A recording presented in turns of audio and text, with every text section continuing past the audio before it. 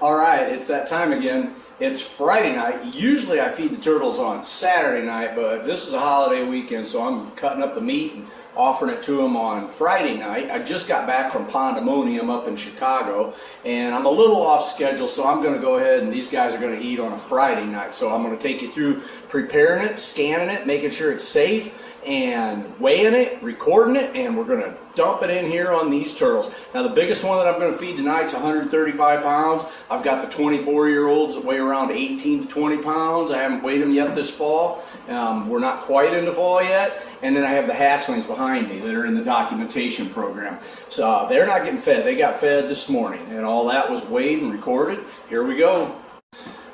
First thing I did was pick out the food they're going to eat. This is a 5-gallon bucket, so that kind of gives you an idea of the size of this. With the 135-pound alligator snapping turtle, he's going to get some big catfish. I'm going to lay it all out on this plastic bucket that's upside down with no metal in it. It's got a plastic sheet laying on top of it, and then I'll scan it with my metal detector. I have found fish hooks, real little fish hooks this thing will find, so that's been a very peace of mind there that I bought. And then everything gets weighed and written down. This catfish that I'm getting ready to feed tonight was donated by a fish tank that was at our local 4-H fair that was set up, and I think it was Rural King that had sponsored it, and kids could go in and fish for free. And at the end of the show, of course, I'm like a vulture. I'm over there looking for the fish. When your show's over here, what are you going to do with the fish? Well, I called him. He called me on Sunday night, and I went back and picked up 200 pounds of pond-raised catfish. So it's a real good thing to always keep your eyes on, and I scored.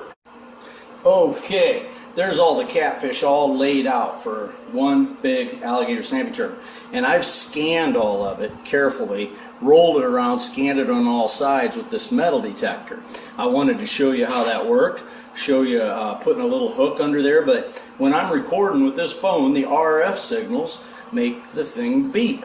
It took a while to learn what was going on with that.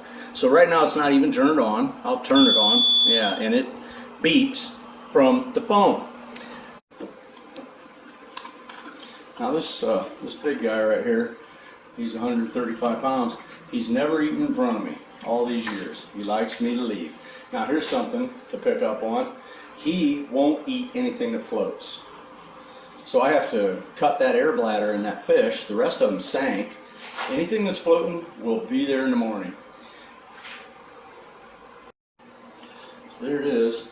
He's got all that catfish now down in there. It's all sunk.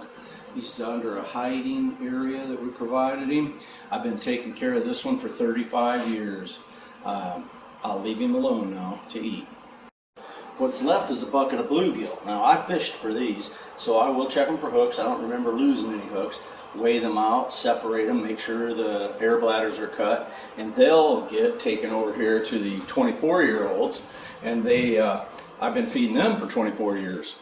And they like bluegill, but it's not as fattening. I like to give them some catfish pieces, and I mix it up. They'll get catfish, they'll get bluegill, they get crawdads, and right now tonight it's bluegill, and that's one of my easiest fish to come up with. The glare on the water is pretty bad, but there's some 24-year-olds in here that I've had since they were hatchlings. They're now about 18 pounds. Alright, that's weighed out. This will be one 20-pound turtle, 18 to 20-pound turtle.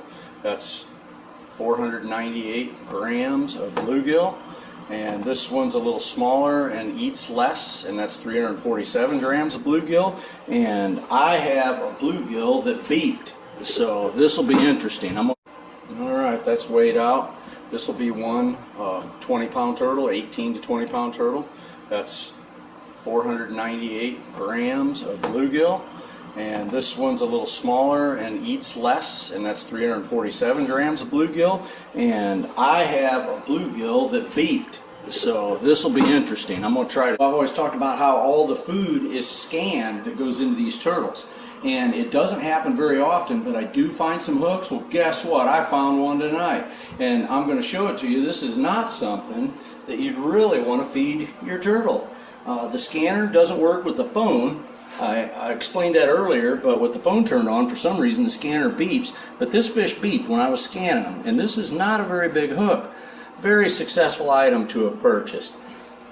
Who wants to feed that to their turtles? And okay, that's it. All the food's been cut up, weighed, sunk, added to the turtles' habitats, and now we leave them alone. They like to eat in private. Tonight was a total success. Found a fish hook that didn't go into a turtle with my scanner, so that's pretty good. And that's it. In the morning will be the big job of cleaning up. I'm Rusty Reed, the Turtle Man. This is my YouTube channel. Subscribe. So the morning after one of these feeding parties, there's fish fat floating on top of the water and poop. And the water stinks, and it really makes you wonder what went on in here last night. And that's it. In the morning will be the big job of cleaning up. I'm Rusty Reed, the Turtle Man. This is my YouTube channel. Subscribe.